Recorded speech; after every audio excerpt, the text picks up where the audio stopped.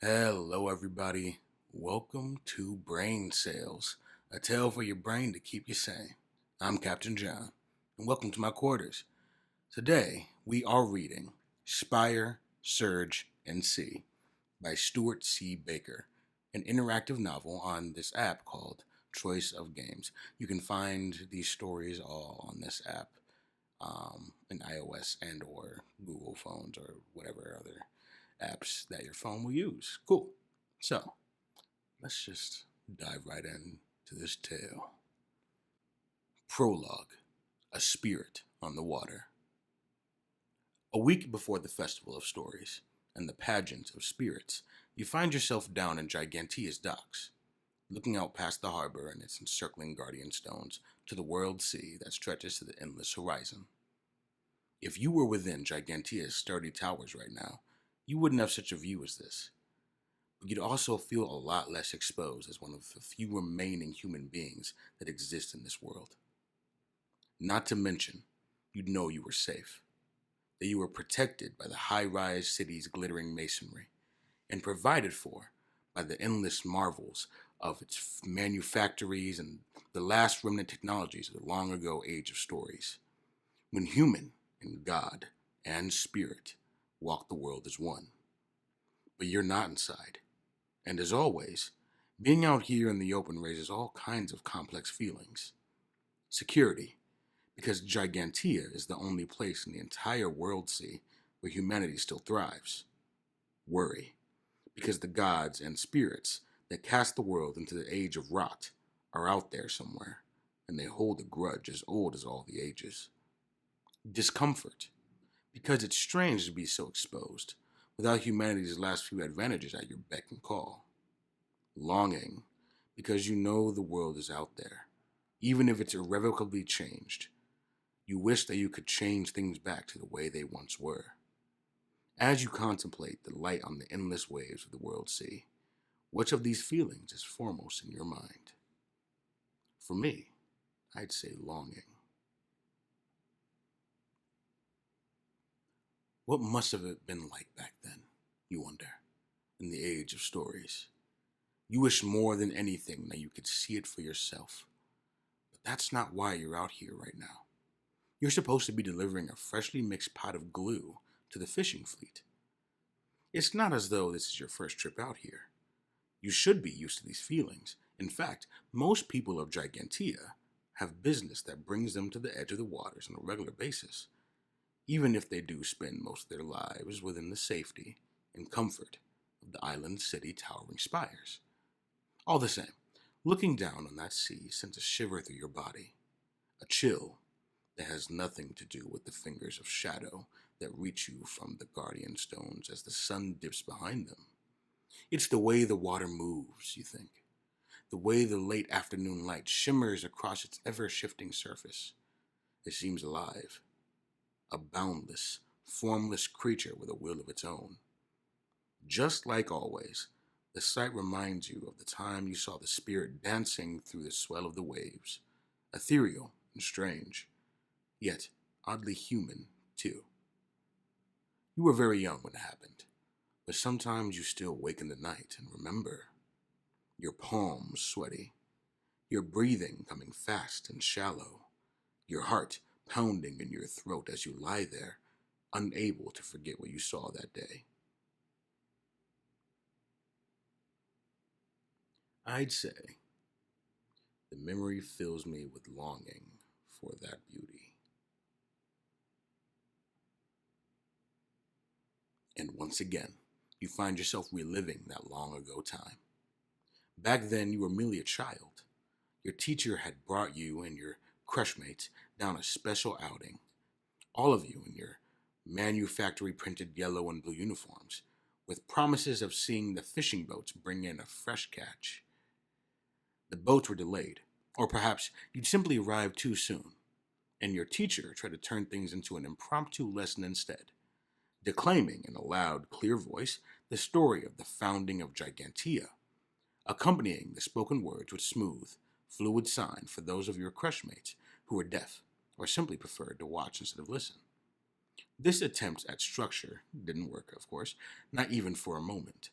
Filled with energy by the unfamiliar environment and the novelty of being outside the city's walls, your crush mates ran screaming around the docks, playing a game of spirits and kings.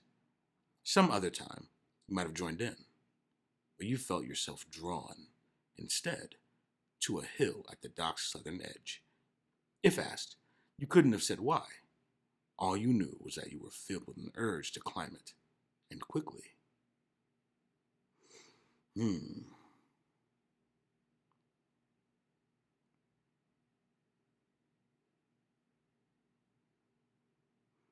I climbed straight up, grinning at the feel of my muscles working.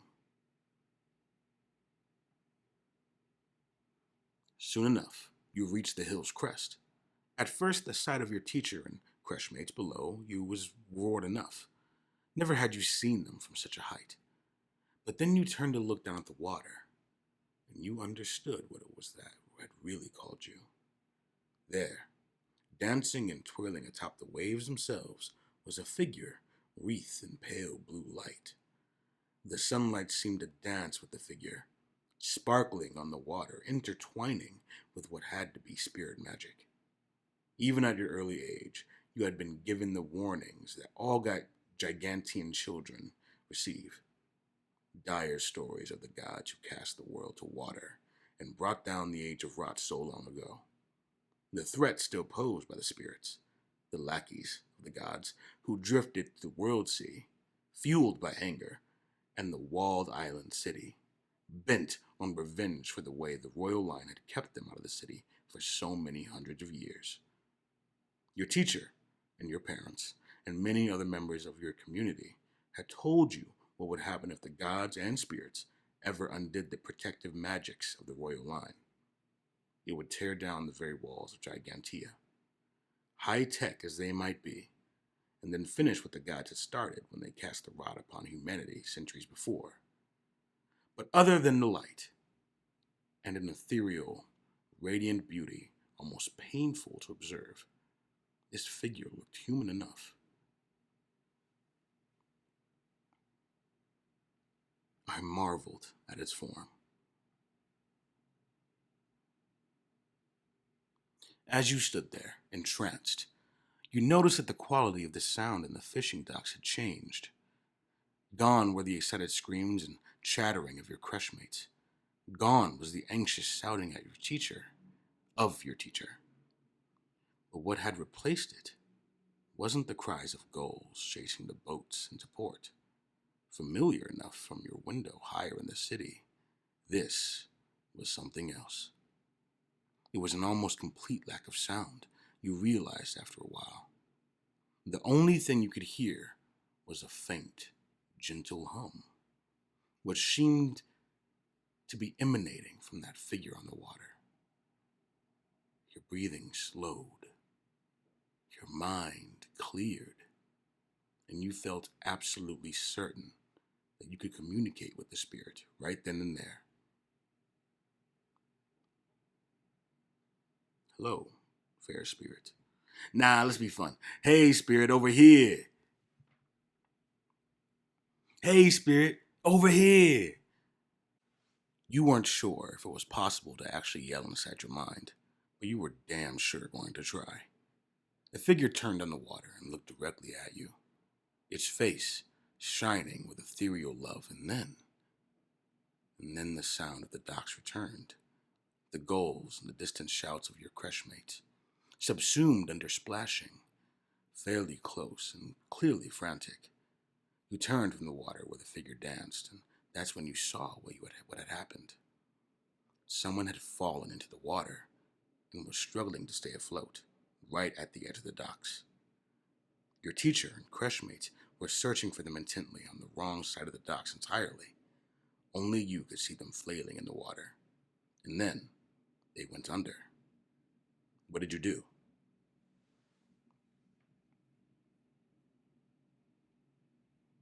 I dove into the water at once. It was the quickest way to reach the drowning person. You leapt from the top of the hill, crashing into the world sea a moment later. The chill of the water was a physical shock, and you remembered, too late, You didn't know how to swim. You floundered in the water, your limbs growing heavy, your lungs choked with salt and brine as you gasped for breath. But you didn't give up. And as you continued to fight the current's pull, something happened. Your limbs grew light and lithe, your strokes powerful and more sure. You practically flew through the water, heading towards your fallen crushmate. I thanked the spirit for saving me. Soon, you reached the place where your crushmate was drowning. With the spirit's power still surging through your body, it was quick work to grab the victim around one arm, and as you groped at the ladder, sat at the edge of the dock with one hand to keep their head above water. As you clambered onto the dry land and the safety of the docks, with your half-dead crushmate gripped tight, you looked out at the water, shivering, but there was nothing there. Your teacher and crushmates gathered round, clamoring in a chaotic mix of sign and speech, but you couldn't explain what you'd just done. Of course you couldn't. Who would believe you that you had seen a spirit? And even less likely, that the sighting was the only reason you'd been out on the hilltop, able to find your crushmate and save their life. At last, your teacher quieted his charges. "Are you okay?" he asked. "What happened?" I tried to be as clear as I could. To be honest, you don't remember exactly what you told your teacher. Whatever it was, he accepted it. Later, so did your parents. You spent a few months trying to commune with the spirits again, slowing your breathing and clearing your mind, hoping to experience their beauty again. But you never got any response. And while there was talk, for a time, of getting you some kind of recognition from the king for your help in saving your crushmate, it never came to anything. You grew older, and with time, the experience became a memory. An important memory, one that you would always use to mark your passage from an ignorant child to someone who had seen a glimpse of the wider world, but a memory all the same. Within Gigantia's walls, life went on as before, for you, and all the city's other citizens. And outside those same walls, the waves of the world sea kept on sloshing, formless, eternal. "Hey there," someone shouts, jolting you out of your memories. "Hurry up with that glue." "Coming," you shout in reply. You cast one glance at the dancing light on the water. Although you've never forgotten the sight of that spirit, you've never seen anything like it since either. You shake your head, trying to dislodge the feelings the memory calls up. There's no point in dwelling on something that happened so long ago. After all, soon you'll be reaching the age of majority. And even before that, there's the excitement of the upcoming Festival of Stories. This year, your parents have promised that you can go alone, if you like. And that's something to look forward to, if nothing else. Buoyed by your daydreams of what you will make of your future, you turn back to your errand and away from your past. And behind you, unseen by any but the circling gulls, the sun's reflection on the waves shimmers on and on and on, tinged with the faintest of blue light.